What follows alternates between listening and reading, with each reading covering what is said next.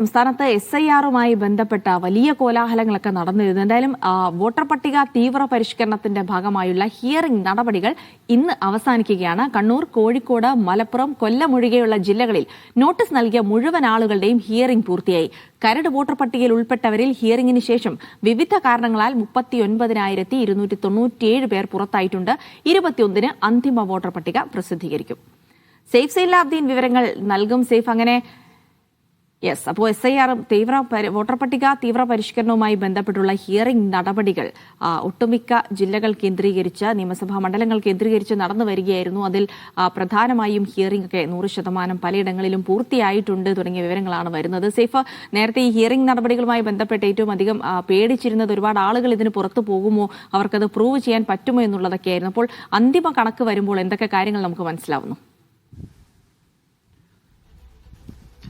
നമ്മൾ പേടിച്ച തരത്തിലുള്ള വലിയ ഒരു കുറവ് ഈ പുറത്തുപോയവരുടെ പട്ടികയിൽ കാണാൻ വയ്യ. എങ്കിലും ഉണ്ട്. ഏതാണ്ട് ഒരു 39,297 പേർ പുറത്തു പോയിട്ടുണ്ടെന്നാണ് തെരഞ്ഞെടുപ്പ് കമ്മീഷൻ അറിയിച്ചിരിക്കുന്നത്. അത് എന്ത് സാങ്കേതികത്വത്തിന്റെ പേരിലാണ് എന്നവർ വിശദീകരിക്കുകയും ചെയ്യുന്നുണ്ട്. എന്തായാലും 122 മണ്ഡലങ്ങളിൽ 140 നിയമസഭാ നിയോജക മണ്ഡലങ്ങൾ ഉള്ളതിൽ 122 മണ്ഡലങ്ങളിൽ ജിൽസി ഇത് ഹിയറിംഗ് പൂർത്തിയായിട്ടുണ്ട്.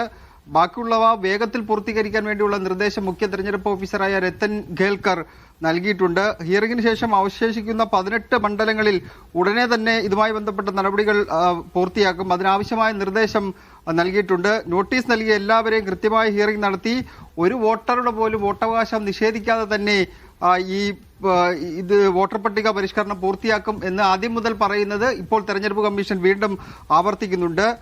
സംസ്ഥാനത്തൊട്ടാകെ ഹിയറിംഗിലൂടെ 39,297 പേരാണ് പുറത്ത് പോയിരിക്കുന്നത്. ഇതിൽ 4,217 പേർ എന്യൂമറേഷൻ കാലഘട്ടത്തിൽ തന്നെ മരണപ്പെട്ട ആൾക്കാരാണ്. അതുപോലെ തന്നെ 1,630 പേർ വിദേശ പൗരത്വം സ്വീകരിച്ച ആൾക്കാരാണ്. 33,450 പേർ താമസം മാറിയവരാണ് എന്നാണ് തെരഞ്ഞെടുപ്പ് കമ്മീഷൻ അറിയിച്ചിരിക്കുന്നത്. അങ്ങനെ നോക്കുമ്പോൾ 39,297 പേർ ഇതുവരെ വോട്ടർ പട്ടികയിൽ നിന്ന് പുറത്തു പോയിട്ടുണ്ട്.